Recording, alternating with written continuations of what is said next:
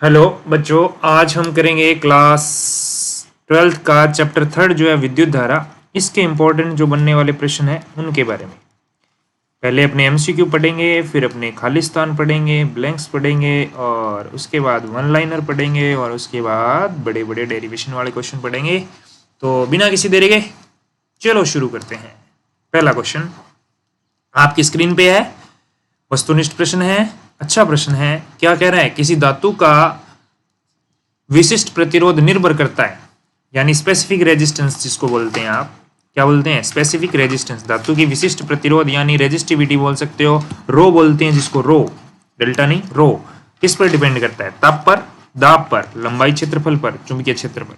ये डिपेंड करता है टेम्परेचर पर। कैसे वेरी करता है टेम्परेचर से? Rho equal rho naught 1 plus alpha T, इस तरह से। ठीक है।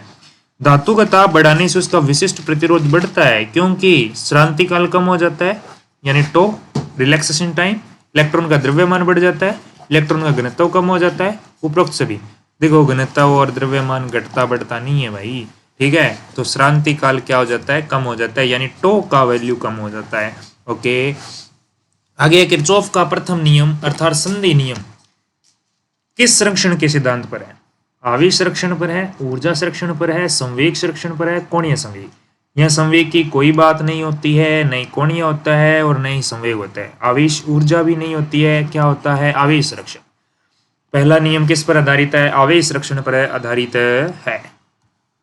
दूसरा देखो, दूसरा प्रश्न है गतिशीलता। किसकी बात कर रहा है ये? गतिशीलता की बात कर रहा है, मोबिलिटी की बात कर रहा है। म्यू का मात्रक क्या होगा? तो आपको पता है गतिशीलता म्यू इक्वल क्या होता है? आप कहोगे गतिशीलता म्यू, मोबिलिटी जो है इसका फाइंड कैसे करते हैं? जो वीडी होता है आपका वो समानुपाती होता है ई के। तो यहाँ से आपके पास में आता है वीडी इक्वल में क्या आता है? म्यू और ई आ जाता है। तो आप कह सकते हो वीडी बाई ई, यानी विद्युत क्षेत्र और भाग किसका, जो आपका वीडी वेग जो है उसमें किसका भाग लगाना है? ई का, यानी म्यू बराबर V D by E, drift velocity divide by E. तो यहाँ से देखो म्यू इक्वल वी डी, चाल क्या होता है? मीटर पर सेकंड, और विद्युत क्षेत्र का क्या होता है? न्यूटन पर कुलाम।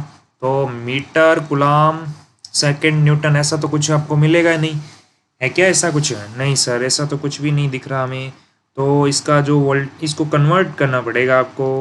क्या करना पड़ेगा? थोड़ा कन्वर्ट करना पड़ेगा। इसको कन्वर्ट करोगे तो ये बनेगा मीटर स्क्वायर पर वोल्ट सेकेंड। तो ये कौन सा है? ऑप्शन नंबर ए है। इसको थोड़ा कन्वर्ट करेंगे ना तो ये आंसर मिल जाएगा। किसी चालक के सिरों पर आरोपित विभवांतर को दुगना कर दिया जाए तब चालक में इलेक्ट्रॉन की गतिशीलता पर क्या प्रभाव पड़ेगा? क्या बोल रहे हैं? मोबिलिटी पे क्या इफेक्ट पड़ेगा यदि आरोपित विभव को दुगना कर दिया जाए? तो यहाँ से देखो म्यू जो है वो इक्वल होता है वी डी बाई ई। तो आपने ई को ज़्यादा कर दिया तो मोबिलिटी क्या होनी चाहिए? मोबिलिटी जो है वो तो रेशियो है वी डी और ई का। अगर ई इंक्रीज करोगे तो वी डी भी क्या होगा? इंक्रीज होगा। तो दोनों का रेशियो तो सेम ही रहने वाला है भाई मेरे। तो गतिशीलता है परिवर्तित रहेगी। ठीक है, आगे देखो, विद्युत धारा आई व अपॉन वेग में क्या संबंध होता है?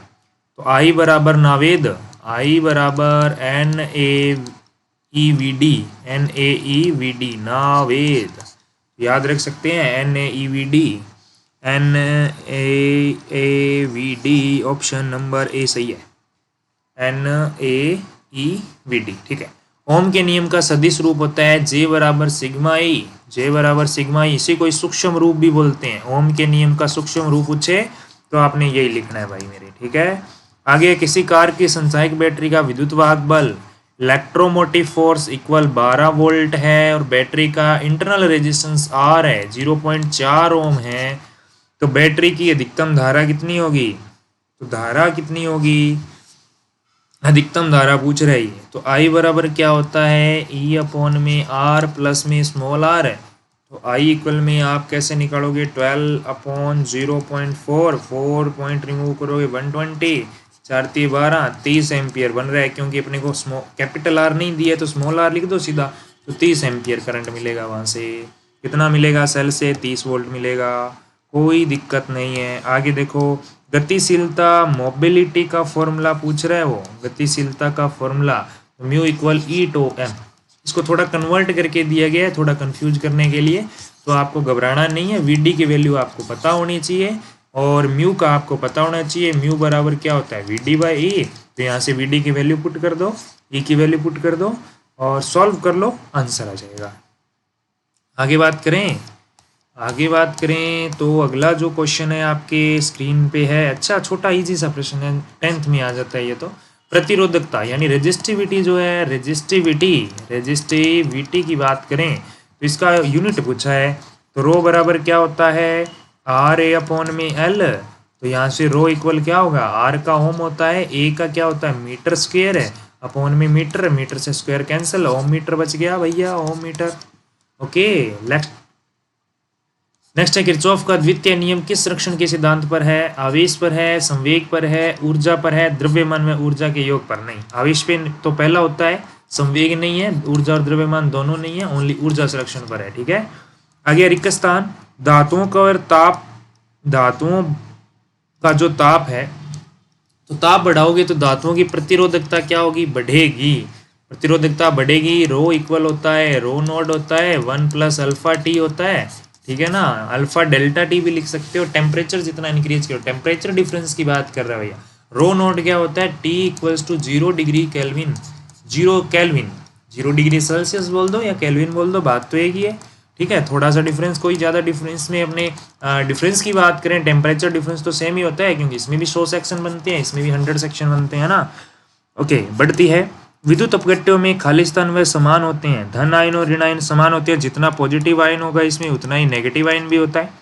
दो क्रमागत टक्करों के मध्य मुक्त इलेक्ट्रॉन द्वारा तय की गई दूरी को क्या कहते हैं, माध्य मुक्त पथ कहते हैं भाई, क्या कहते हैं, माध्य मुक्त पथ कहते हैं, जिसको लैम्डा से डिनोट करते हैं भाई। ओके देखो अगला प्रश्न, देखो आप अगला प्रश्न कह रहा है अपवहन वेग का मान कितना होता है, तो ये होता है 10 की पावर -4 मीटर पर सेकेंड। ठीक है, असमान परिच्छेद वाले चालक के खालिस्तान क्षेत्रफल भाग से खालिस्तान वेग से इलेक्ट्रॉन गति करते हैं, तो कम क्षेत्रफल वाले भाग से अधिक वेग से इलेक्ट्रॉन गति करते हैं और अधिक क्षेत्रफल वाले भाग से कम वेग से गति करते हैं।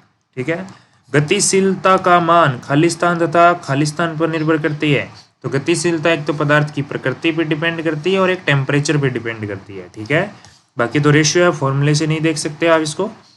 धातुओं के लिए प्रतिरोधकता ताप गुणांक, धातुओं के लिए प्रतिरोध ताप गुणांक होता है, तो कितना होता है, धनात्मक होता है या ऋणात्मक होता है, ये पूछना चाह रहा है, तो ये पॉजिटिव होता है। कितना भी हो सकता है धातुओं के लिए, कोई फिक्स वैल्यू थोड़ी है, एक के लिए, अलग अलग धातुओं के लिए अलग अलग होता है।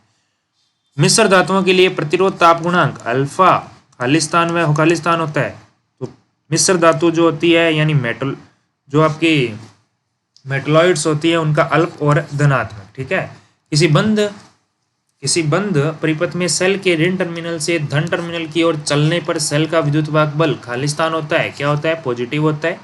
वेस्टर्न सेतु को सेल भुजा व धारामापी भुजा को अंतर्बल बदलने पर संतुलन की स्थिति खालिस्तान होती है, अप्रभावित। यानी वेस्टर्न की सेल की भुजा को धारामापी से जोड़ अलग अलग कर दो, कहने का मतलब उनको आपस में पलट दोगे तो क्या फर्क पड़ेगा, कोई फर्क नहीं पड़ेगा, टेंशन लेने की जरूरत ही नहीं है अपने को। नेक्स्ट है सेल का आंतरिक प्रतिरोध विद्युत अपघट्य है, सेल का आंतरिक प्रतिरोध जो है विद्युत अपघट्य है तथा खालिस्तान पर निर्भर करता है, तो इलेक्ट्रोडों के पदार्थ पर, material of electrodes, materials of electrode. Okay, इकाई विद्युत क्षेत्र लगाने पर इलेक्ट्रॉनों के अपवहन वेग के परिमाण को खालिस्तान कहते हैं, गतिशीलता। इकाई विद्युत क्षेत्र पर इलेक्ट्रॉनों के अपवहन वेग, कहने का मतलब म्यू बराबर क्या था, वी डी बाई ई, यानी एकांक विद्युत क्षेत्र पर लगने एकांक विद्युत क्षेत्र पर इलेक्ट्रॉनों का अपवहन वेग। सेल का विद्युत वाहक बल वास्तव में खालिस्तान है, बल नहीं, क्या नहीं है, क्या एक टाइप का विभवांतर है, बल नहीं है। विद्युत वाहक बल है तो इसका मात्रक न्यूटन नहीं है, इसका मात्रक वोल्ट होता है भाई, याद रखना। विद्युत वाहक बल का मात्रक क्या होता है, वोल्ट होता है। कई बार आप सोच लोगे कि बल आ गया तो मतलब क्या है, न्यूटन, नहीं, न्यूटन नहीं होगा इसका। ओके, नेक्स्ट देखो, चलते हैं अगले प्रश्न की ओर। ये रहा आपकी स्क्रीन पे, विद्युत वाहक बल वह बल है जो परिपथ में खालिस्तान नियत बनाए रखता है, क्या, विभवांतर नियत बनाए रखता है, यानी पोटेंशियल। संचरण में होने वाली शक्ति क्षय को कम करने के लिए विद्युत धारा संचरण खालिस्तान वोल्टता पर किया जाता है, उच्च वोल्टता, यानी शक्ति को कम करने के लिए, शक्ति क्षय कम करने के लिए धारा का संचरण उच्च वोल्टता पे किया जाता है, उच्च वोल्टता होती है, धारा निम्न होती है, धारा क्या होती है, निम्न होती है। ओके, आगे देखो बड़े प्रश्न आ गए आपके, इसमें से बड़े प्रश्न ही आएंगे आपके, बीच वाले प्रश्न नहीं है। एक परिपथ में 2 एम्पियर की धारा प्रवाहित हो रही है, किसी बिंदु से प्रति सेकंड कितने इलेक्ट्रॉन गुजरेंगे। तो इसके लिए क्या करोगे, धारा का मान दिया गया आपको, टाइम का मान दिया है, इलेक्ट्रॉन ई का मान दिया है, एन की वैल्यू पूछिए कितने इलेक्ट्रॉन जाएंगे। तो आई बराबर क्यू बाई टी होता है, क्यू एन ई होता है, तो आई बराबर N E by T, N की वैल्यू निकालनी, I T by E calculate कर लोगे, मल्टीप्लाई करके देखो ये आंसर आ जाएगा। दूसरा क्वेश्चन है धातु की चालकता एवं गतिशीलता। धातु की चालकता और गतिशीलता में क्या रिलेशन होता है वो आपको लिखना है। तो गतिशीलता तो क्या होती है आपकी, गतिशीलता तो आपकी होती है म्यू अपॉन वेग बाई विद्युत क्षेत्र, वी डी बाई ई, और वी डी होता है ई ई एम बाई टो, अपन में ई अपॉन ई से ई कैंसिल हो जाएगा, तो बच जाएगा आपके पास में ई टो बाई एम, और म्यू जो है वो तो ये आ गया। और पदार्थ की चालकता जो होती है सिग्मा, ये किसके इक्वल होती है, N E square tau by M होता है। तो यहाँ से अगर देखोगे E tau A E tau M, ये दिख रहा है यहाँ पे ई टो एम, ई हो गया, यहाँ से एक ई निकाल लो भाई, मैं इसको ये लिख दूँ सिग्मा इक्वल लिख दूँ मैं एन ई टो और इनटू में ई, यानी ये ई स्क्वायर था इसको मैंने अलग अलग ही लिख दिया, और डिवाइड में आ गया एम, तो ये इतना इतना क्या बन रहा है आपका, ये बन रहा है म्यू, तो सिग्मा बराबर म्यू ई बन गया ना, म्यू छोटा ई बन गया, लिख सकते हो sigma equal N E mu. अच्छा एक एन भी बच गया आपके पास में, एन नहीं था यहाँ ना, इसमें एन नहीं था, तो एन भी मल्टीप्लाई कर दो कोई दिक्कत नहीं है, N E tau by M था ना वहाँ, सिर्फ ई टो बाई एम, देखो ई एन म्यू ई बन गया। ठीक है, आगे देखो अगला क्वेश्चन जो इसमें से बन सकता है आपके, तो ये क्वेश्चन है आपके दूसरा, किसी चालक के प्रतिरोध एवं प्रतिरोधकता हेतु व्यंजक चालक में प्रति एकांक आयतन मुक्त इलेक्ट्रॉनों की संख्या व विश्रांति काल के पदों में दीजिए। तो ये तो आपने पढ़ रखा है कि प्रतिरोध जो है और प्रतिरोधकता का व्यंजक आपको इलेक्ट्रॉनों की मुक्त संख्या और विश्रांति काल का मतलब टो होता है, इलेक्ट्रॉनों की मुक्त संख्या मतलब एन की फॉर्म में देना है। तो आपको एन आई बराबर तो ये पता ही है और वी डी का सूत्र ये भी पता है, तो दोनों इक्वेशनों से अगर आप इसको सॉल्व करते हो ना तो आपकी रेजिस्टिविटी और आर का मान आ जाता है। तो आर का मान तो ये आएगा M L by N A E square tau, और रो आ जाएगा M N E square tau. ठीक है, इसको आप कन्वर्ट कर सकते हो, कोई दिक्कत वाली बात नहीं है, क्योंकि इसमें से आपने क्या करना है, किसको बाहर निकालना है,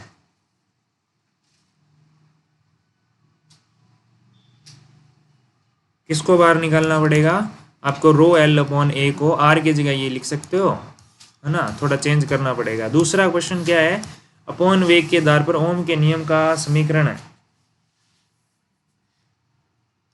जे बराबर सिग्मा ही प्राप्त करना है, जे बराबर सिग्मा ही क्या करना है, प्राप्त करना है। इस संबंध का उपयोग करते हुए वी बराबर आई आर भी प्राप्त करना है। ठीक है, ओके, अगला क्वेश्चन इस पेज पे नहीं है, अगले पेज पे चलते हैं अपने। यहाँ क्वेश्चन क्या कह रहा है, यहाँ क्वेश्चन है किरचॉफ का प्रथम नियम, लिख सकते हो आराम से, कोई दिक्कत नहीं है। वाइस्टोन वाला भी आपको अच्छे से किया होगा आपने अपने स्कूल के अंदर, तो बढ़िया से है ये, कोई दिक्कत वाली बात नहीं, अच्छा क्वेश्चन है। वाइस्टोन ब्रिज जो है किसने क्या किया था, मतलब वाइस्टोन जो साइंटिस्ट है उनके ऊपर लिखना है थोड़ी सी 2-4 लाइनें, और उसके बाद में वो प्रतिबंध प्राप्त करना होता है ना संतुलन की स्थिति के लिए, P by Q equal R by S. ठीक है, और इसमें क्या आता है, 1-2 क्वेश्चन और बनते हैं इसमें जो आपके इम्पोर्टेंट है ज़्यादा। एक तो आप कह सकते हो, एक तो आपने कह दिया कि दिए गए चित्र, जैसे ये चित्र दे दिया इसमें आपको एक्स पूछ लेगा, जैसे ये है, ये एक डेरिवेशन है, ये आप अच्छे से ना प्रैक्टिस करें, इसको कॉपी में नोट कर लो, पॉज कर लो वीडियो को, ठीक है, उसके बाद इसको सॉल्व कर लो। अगर फिर भी कोई प्रॉब्लम आती है तो आप कमेंट में लिखो, ऐसे कुछ सर्किट्स मैं आपको सॉल्व करवा दूंगा अलग वीडियो के अंदर। ठीक है, उसमें सिर्फ वही करेंगे। आगे किरचॉफ के नियम का उपयोग करते हुए, ये तो आपकी संतुलन अवस्था वापिस से आ गई, वो पीछे क्वेश्चन भी आया था, सेम ही क्वेश्चन यहाँ दे दिया है ना, तो इसको दोबारा करने की जरूरत नहीं है, वो सेम ही है ना। और यहाँ आपको 2 और न्यूमेरिकल दिए हुए हैं छोटे छोटे, इनको भी आप अच्छे से करें। सेलों के संयोजन के ऊपर है, 2 सेल जिनके विद्युत वाहक बल E1 व E2 है, था आंतरिक प्रतिरोध ये है, पार्श्व क्रम में संयोजित किए जाते हैं, तो इनका टोटल विद्युत वाहक बल निकालना है, ये तो आपने कर ही रखा होगा। और दूसरा है 10 वोल्ट का नगण्य आंतरिक प्रतिरोध की बैटरी एक घनीय परिपथ जाल के विकिरण सम्मुख कोनों से जुड़ी है, परिपथ जाल में 1 ओम प्रतिरोधों के 12 प्रतिरोधक हैं। परिपथ जाल का समतुल्य प्रतिरोध तथा धन के प्रत्येक किनारे के अनुदिश विद्युत धारा ज्ञात करें। यानी आपको मैं एक सर्किट दिखा देता हूँ इसमें कैसे है। एक तो ये निकालना है आपने EQ equal R equivalent R1 R2 by R1 plus R2 और E इक्विलेंट निकालना है आपने जो होता है E1 R2 plus E2 R1 by R1 plus R2।